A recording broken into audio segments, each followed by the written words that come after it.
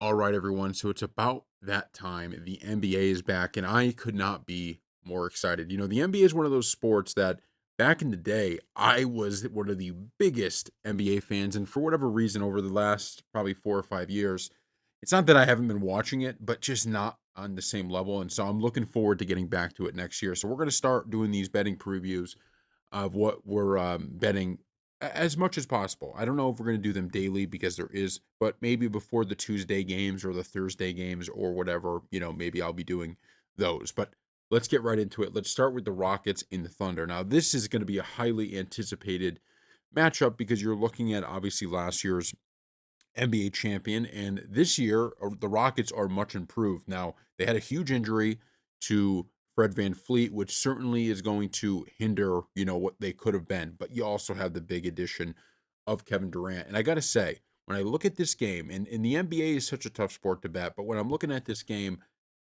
part of me is thinking I'm going to be rolling with the plus 7.5. And here's my thinking on it. When you look at the Thunder and what they were able to do last year and the type of dominance they did have last year, you're coming into a new year and you're going to have, I guess, my guess is they're getting the rings, right? I'm pretty sure that's when they do them, that first home game back. And I just think there's going to be a level of all that excitement. There's going to be a level of, all right, everyone's excited. And you just don't start out the game quite as smooth as you would like. Whereas this Rockets team, with Ime Udoka as the coach, you know what you're getting. This is a tough team. Ime Udoka, when he coached the Celtics, when he moved over now to the Rockets, that's his bread and butter right there, right? It is tough defensive team. And when you add in somebody like Kevin Durant to that roster, I think it is the perfect fit. Because what is KD?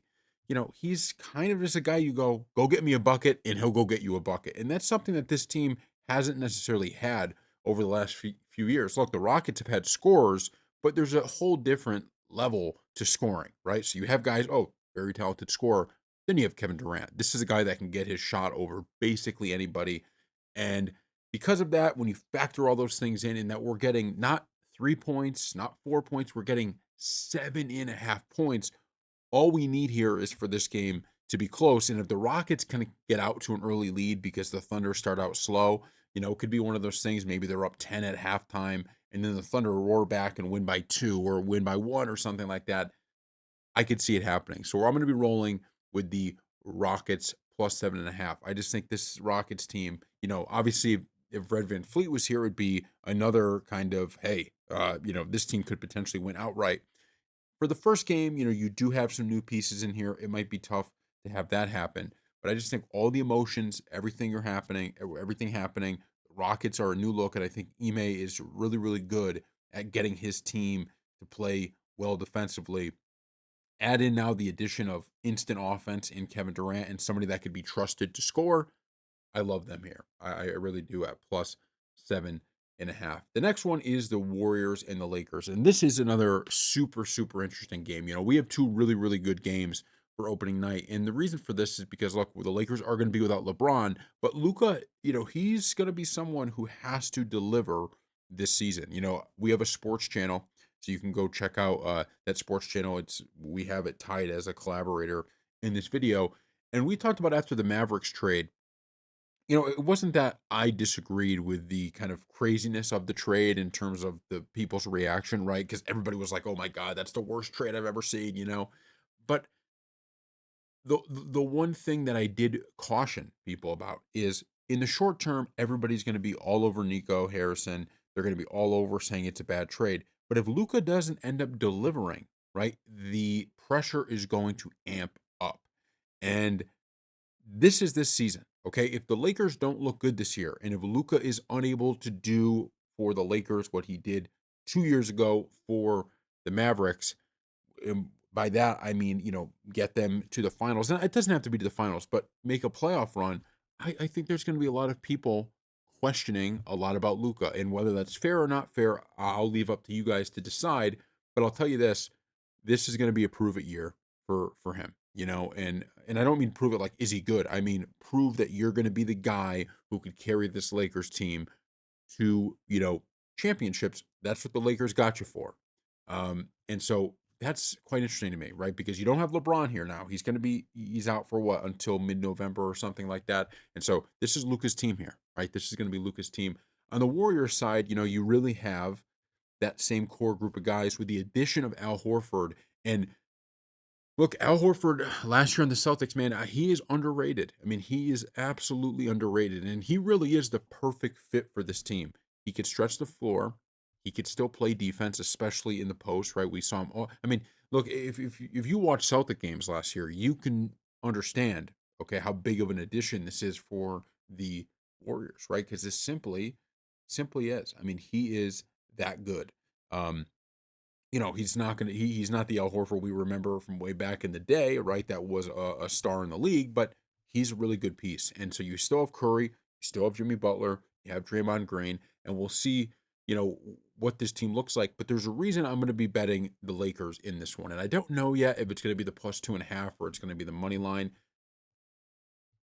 I think the Warriors are going to be a good team this year. There's no question about it. But I also think the Warriors, they're a team that at times, right, if Steph Curry isn't on 110%, this is a team that kind of falls away at times, right? And they just, if Steph Curry's not going and Jimmy Butler isn't fully involved in the offense, then this thing could get out of hand quickly. Because I know this, Luca is going to take his shots. And if Luca is hitting his shots and we have a 40 burger from Luca opening night, maybe even a double double, triple double tied in, simply put, I don't see how the Warriors can match that unless Steph Curry is rolling. And I think sometimes with the Warriors, and I'm trying to remember back to last year what their starting record was. So you could put in the comments if I'm wrong on this, but I'm pretty sure last year the Warriors started out a little bit slow and then found it. But I'm pretty sure last year they had a very slow start. And so that's what I'm looking at here. I just think when you're looking at what player in this game is the best player on the floor, it is undoubtedly going to be Luca in this case. And that's not taking away from the greatness of Steph, because obviously Steph has done more all time. I mean, with the rings, I mean, especially you go back to the last championship they won. Steph Curry, what he did that season was unbelievable, right? Unbelievable, especially in the playoffs. But Luca is a really good player, especially on the offensive end when he gets going. And if he's cooking, like I think he very well may be, this is one of those games. The Lakers are at home. The Warriors, it's going to take a little while for them to get everything going.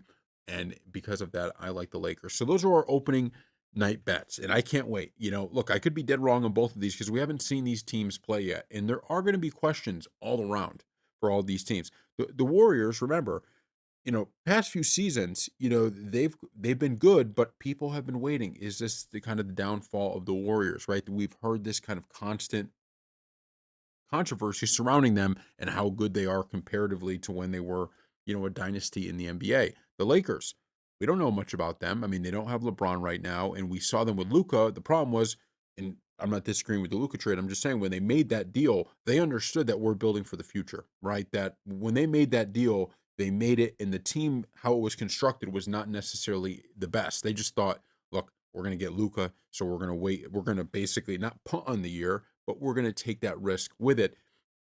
They made some changes, but we don't know what that team's going to look like. The Thunder, look, the Thunder were about as dominant as you could be last season, but we've seen time and time again, right, how hard it is to repeat. And even when you look at the Boston Celtics, man, obviously they had some injuries last year, but that kind of championship momentum and how hard it is to repeat was on full display. I still think the Celtics would have been in the finals if you had your whole collection of guys healthy. I mean, when you have Kristaps, even though he was out there, the mysterious illness, he just wasn't, he just wasn't himself. And had he been, it would have looked a lot different. Jason Tatum obviously getting hurt.